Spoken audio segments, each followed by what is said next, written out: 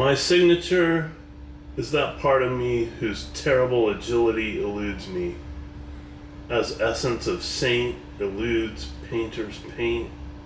Such restraint equals what I know not. God is mystery begot. He signatures not.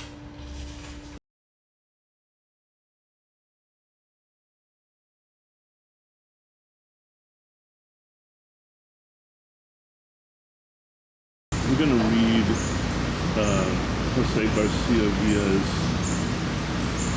Philosophica after having read the divine poems in earlier videos. And before I do that, I wanted to read a little bit from the introduction, and they quote Babette Deutsch as saying that he's part of a small company of religious poets who have been able to communicate their vision. He belongs to a still smaller company of those who have not needed to cry out their doubt.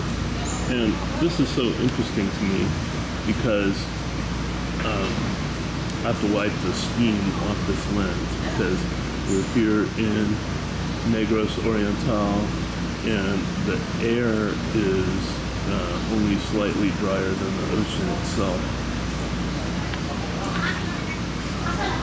which also tells you something about his poetry, I think. But anyway, small company of religious poets who have been able to communicate their vision and not needing to cry out their doubt. This is so interesting to me because, of course, this is something that distinguishes him from his modernist cohort, in which they're constantly declaring their sort of post-enlightenment secularism, their Nietzschean freedom from the religious order, and Villa is, throughout the divine poems, is constantly declaring his humanism, but not within a completely different mythological milieu than what you would see in other modernists who are in that post-enlightenment secularism, as a mythological paradigm, and Villa's mythological paradigm is definitely Catholic and definitely theist. And so while he's loudly declaring this humanist worldview, it's within that mythological environment. And so this is not, to read that as he being a religious poet within that modernist circle is interesting, because it kind of shows you, and it's not that this is wrong, it's just that they don't know, the modernist project doesn't know how to deal with somebody who is at a mythological level taking Christian mythology seriously. And the only way they know how to read that is within a kind of,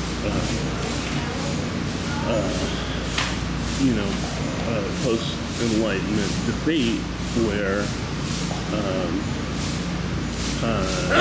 we're talking about, those who believe and those who don't believe, and why that is, and kind of rational arguments for that. It's not taking it seriously at a mythological level. So that to me is really interesting, and interestingly, you see that same kind of thing all along the rejection of Christian mythology. Nietzsche himself was constantly struggling within that mythological context to replace Christian mythology with with a kind of recovered polytheism or other classical paradigm that's pre-Christian. So we're going into reading the Philosophica with that in mind. The distinction between a kind of content argument, which is largely assumed, and a mythological struggle, which is front and center.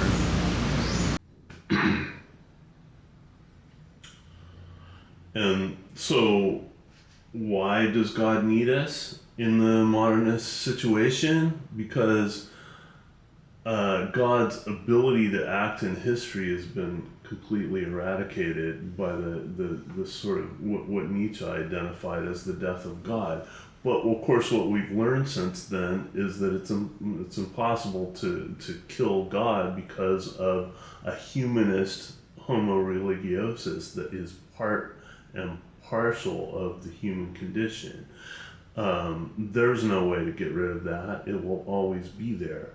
And so for God to act in history, after the death of a religious order, the death of, the complete disillusionment with religion, it's as it had been constructed,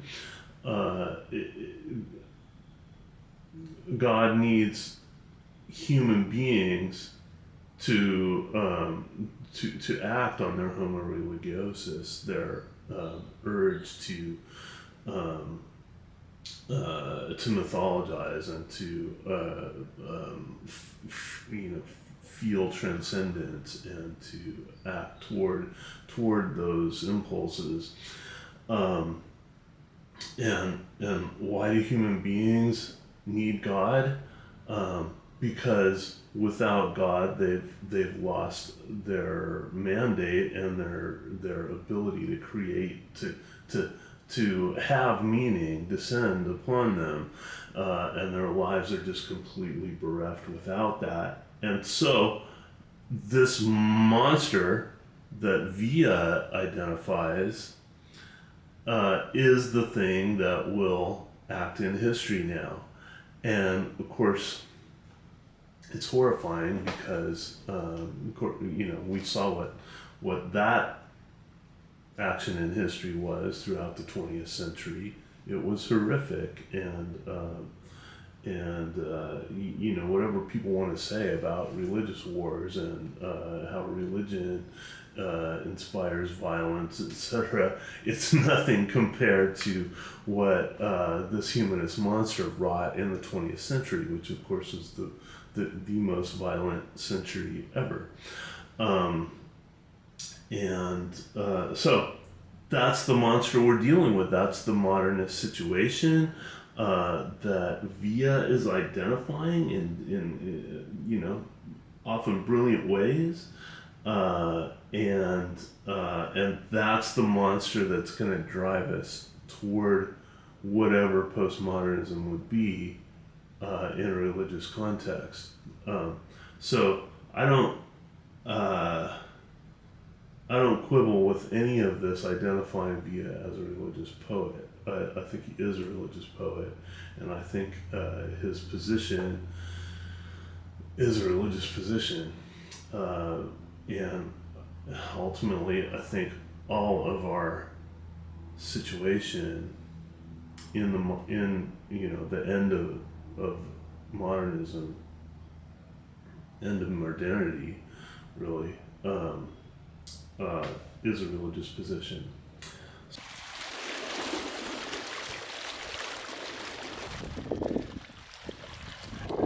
The standstillness of unthought into the fury of thought. The mind, perceptor, becomes preceptor.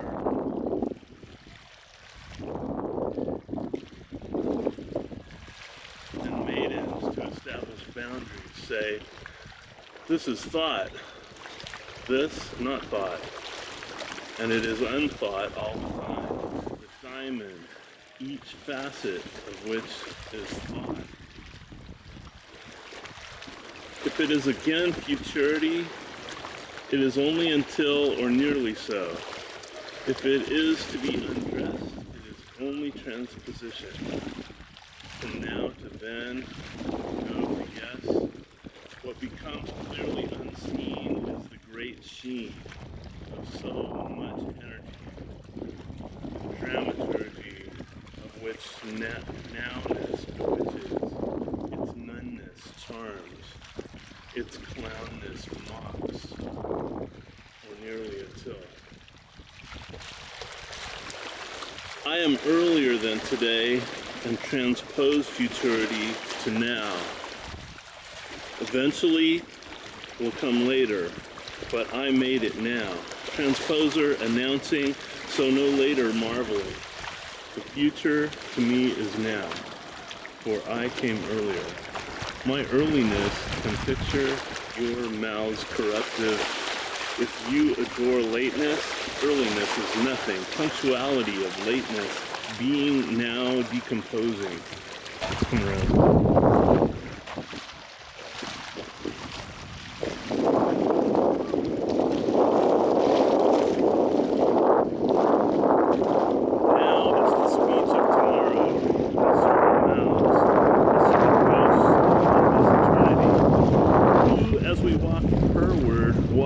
Word speaks now word. Unears and uneyes stand in disbelief and surprise. The law of their clock is riven. The law of their orbit is speech is misshapen. Wherefore, sharpen. Your claws, O fellow citizens, you have work to do. You have crosses to rear. You have history to smear. Looking into the least mirror, the face should crack. Did not the ego hold it up altogether? And seeing it whole, we pause. To venerate that face, the art of vanity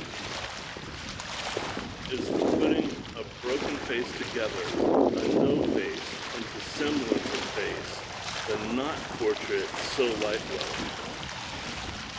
The art of the mirror is the not crack with anger or laughter, to suffer image inflection with humility, and even join the eyes chorus of approbation. A certain morning is any morning with a certain event. Any morning is uncertain until that event, and the event itself uncertain until it has passed uncertainty. Such a morning is certain then, and reference can be made to it as the creation morning, whose certainty has lapsed into uncertainty, or the day of doom, whose uncertainty has lapsed to certainty. Any certain morning lavishes joy or mourning. Any uncertain morning does the same. Certainty and uncertainty, two sides of the same flame.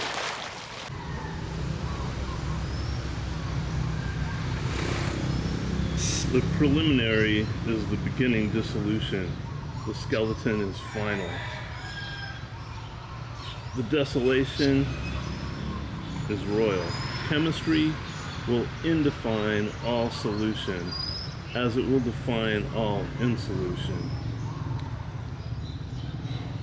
Or very nearly until the end has ceased, and to be an end and become a major beginning.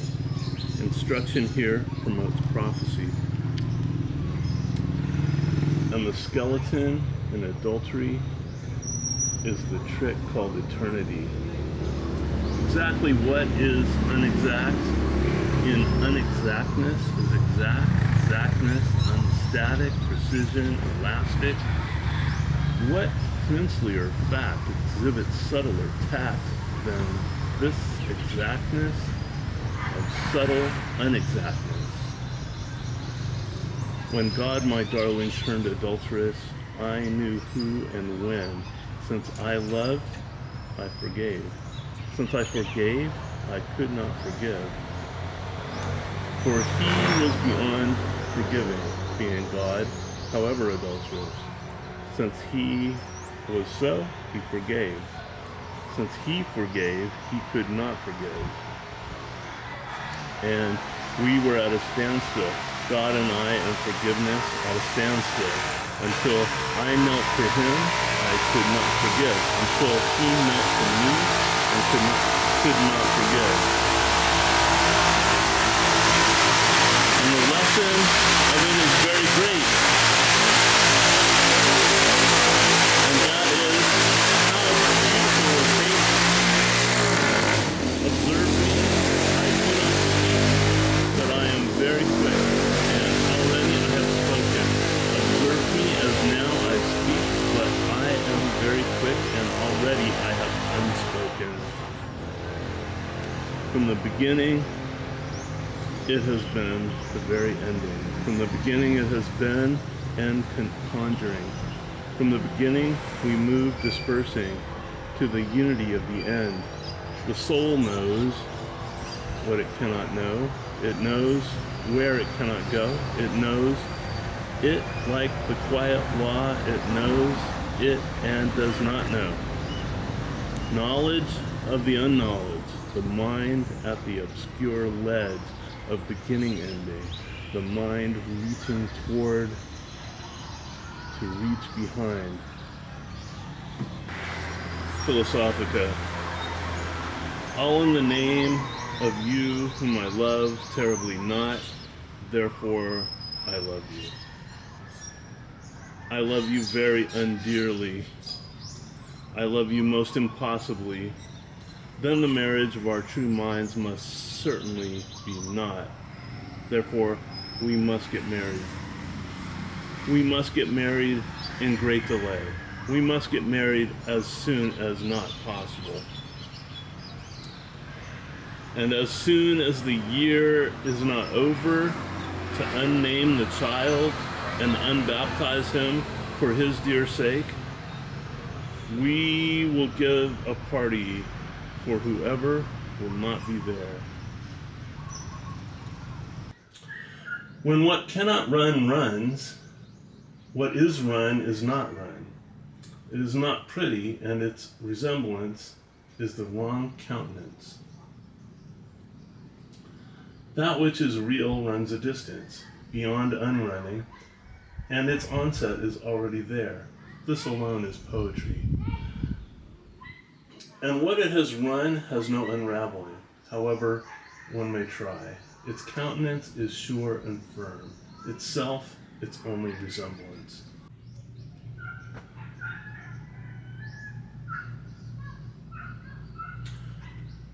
My portrait is my not face. My portrait has this grace. Where is your portrait that has no face? Your faces have no portraits. My portrait has no face. Between your face and my face, God's portrait graciously waits. Where are your beautiful portraits, your portraits without faces? What is a portrait if it is only a face?